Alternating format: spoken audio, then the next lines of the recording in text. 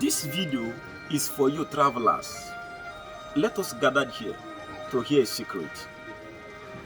The reason why many people travel into another man's land, they come back empty-handed, is because of this reason. In every land has a blessing, and the land that you hate will not favor you. The land that you hate the people that lives there will not favor you. The only thing that can make a land that you go to favor you is if you love the land and you also love people that you meet there.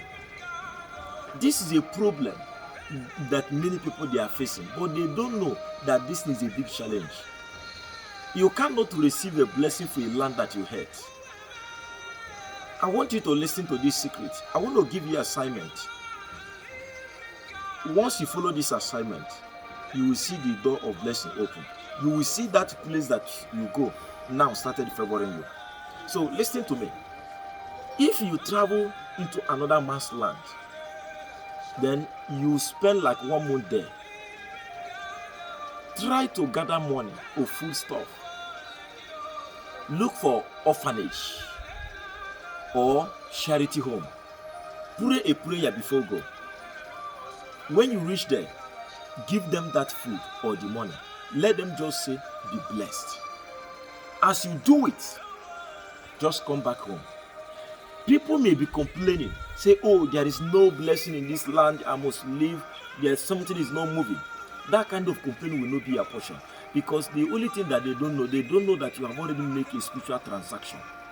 This instruction that I'm giving to you, because you will be giving it to some people, and the people will just call people for their village to do it for their village. No, I'm not talking about the one on your village.